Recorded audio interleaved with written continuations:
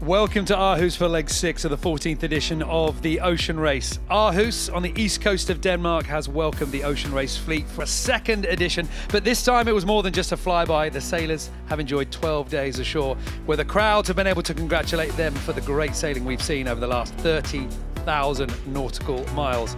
Today, our 5 teams leave the city of Aarhus, the shores of Denmark, and sail the shortest leg of this edition, 800 nautical miles via Kiel to The Hague, and it begins just in front of this harbour city in a few minutes' time. And the big question is there answered on that helicopter shot. We have got Boris Herman, the skipper of Team Militia, to give us an update on the conditions out on the racetrack. Do you like it when it's light like this? There's no wind at all. Normally you cannot race now. There was wind 10 minutes ago, but it's shutting down at the moment. It is tricky, and as we were hearing Boris Herman say before, there's just no breeze, but there's starting to be some ripples out in the water, so perhaps the conditions have changed a little bit. We are seeing enough breeze moving that we are registering 4 kilometers per hour from the southeast down on the race committee boat. And of course, this leg will be starting on time. Indeed, that's just the nature of offshore racing. Breeze, no breeze, we go.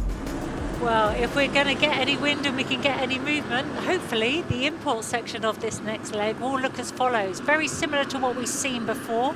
Just outside the harbour here, we go through the start line on a reach, trying to be at top speed. We go round on a left-hand turn round the square, all the way through, start line again. We're going for 2 laps if possible, that critical jibe and that critical tack. Before we go through the start line, then marks 1 and 2 for the leaving gate, and then off to Kiel. 35 seconds to go, and I don't think that Team Holcim PRB is going to get a route to the line, to the windward side of Team Militia. Abi Ela on the bow. Can they bear away? It is very close. They just managed to swing to that leeward position of Team Militia. Now, the rules are now reversed. It is now Team Militia that has to keep clear. Team Militia putting that bow right the way down now. That's going to accelerate them, and they are very close to infringing here. 10 seconds to go. Bioterm down at the far end. Guyo Environment, Team Europe trying to come through.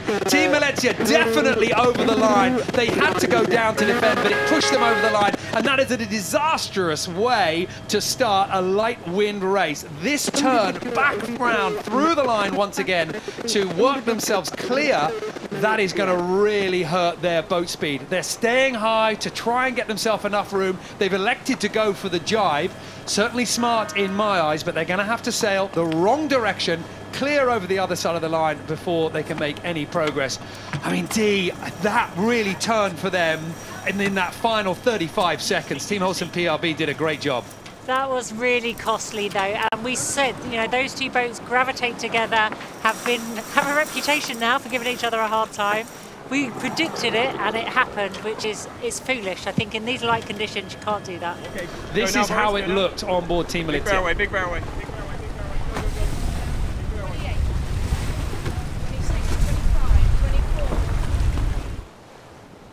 That was how close that bear away was, and then this is the moment here where obviously as the leeward boat, Team Holcim PRB was able to charge forward. Team Militia tried to bear away. You could hear Will Harris say, big bear away, protect that overlap. But as they did it, they just closed down to the start line a little too early. Now they are clear, now they are through, but look at how much they have lost. But Bioterm haven't at the moment lifted that windward rudder, but look at the concentration here.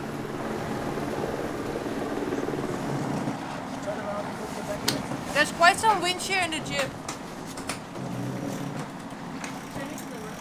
So much work going on and so much concentration that we see on the face of the helms, but amazing to look inside and see how hard the trimmers are working too. Perfect shot here to see the difference in the breeze. There is wind out there, but there is pockets of it. Guyo Environment, Team Europe have got probably the worst combination right now because they're in light winds like everybody, but they have a boat firmly on their windward side, blocking their sails. The marks, the first turning mark at this point seem quite a way away, but we are about a quarter left to run of this first top reach. Windward rudder on Team Holcim PRB now going down into the water. Abi Ela on the bow, eyes underneath the foot of the headsail as 11th Hour Racing Team have jibed. Bioterm now round, and it's perfectly timed with that masthead code 0.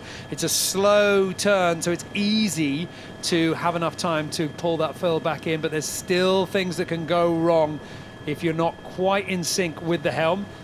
And now we get the problem of the battens, D. I mean, you know this very well in these boats. The battens are pretty stiff here. If you wanted to make a comparison here on the foil design, this is the shot that you would need. And look at the curve of the boat right at the back of the picture. Team Militia in 4th place at the moment. An absolutely full whisker curl there, Mark. The frustration for any sailor here, absolutely clear to see. Going to be hard work for all of our teams here in the light winds as we start leg 6. Very challenging conditions here in Aarhus. It's going to be hard to try and find the next puff of breeze, but we might be seeing the transition starting to come here. 11th Hour Racing team managing to keep something in their head sail to keep themselves moving. We're just coming back just to the back of Malitia. Now we need to try to keep the wind and to keep the speed. I think that's the problem of the sea breeze coming and coming back. Update from the race control boat. We are cancelling the 2nd lap. This will not come as a shock to anybody, a relief to the teams out in the water. So we are going to see our 5 IMOCAs round Mark 3, Mark 4, and then back through that start-finish line. And then they can sail out towards the wider seas, if indeed they can find a little bit of breeze. Look at these boat speed. And I would argue, D, that that's pretty much drifting in any language. Just shorten. We were supposed to be doing a 2-lap kind of import before we leave, but now we're just going to complete this lap and go. Or probably just stay here, as it seems. We probably should try to deploy on the same side again. Yeah, it looks like for us on the numbers, it's still the same side. It's difficult to tell. All the boats are all the time furling and unfurling the J0 and changing tacks. And trying to, I can see right now Biotherm trying to pop their mainsail onto starboard tack again. Look how much has changed just in that moment to go on board there. We see Jive for Team Holcim PRB and another one for 11th Hour Racing Team. There's big pressure on the shore. They are sailing in with wind. So in 20 minutes we have it. You see, there's sailing boats moving with wind directly offshore. A lot compared to this. Still the breeze is with the Americans right now. I mean, these questions keep remaining as to where that breeze is going to go, but they are sailing clear. To windward of them, Biotherm, Team Holcim, PRB, they are getting locked into an incredible battle. But look how much that dark patch now is coming down. It is only 200-300 meters away to windward. Team Holcim, PRB to windward of Biotherm, and that breeze is starting to come down. If Benjamin Schwartz can hold that position, watch the luff here on Biotherm, the boat on the right. Team Holcim PRB need to sail clear over the bows of Biotherm.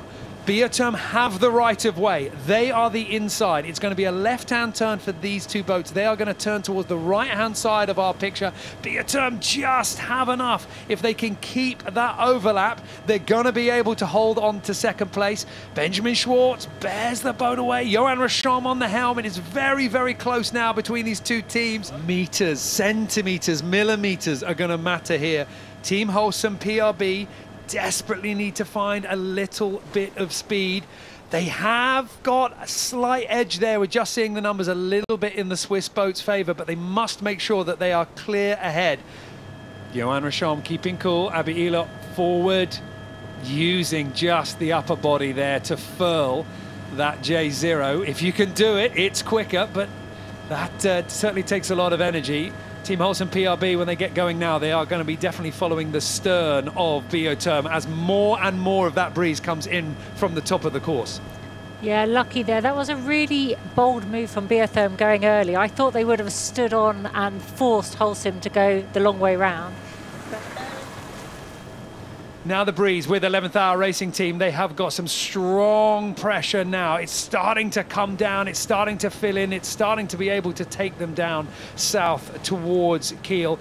First place at the leaving gate is 11th Hour Racing Team. Charlie Enright held his nerve and managed to hop from light wind patch to gust to absolutely feather tight control, fingertips on the tiller.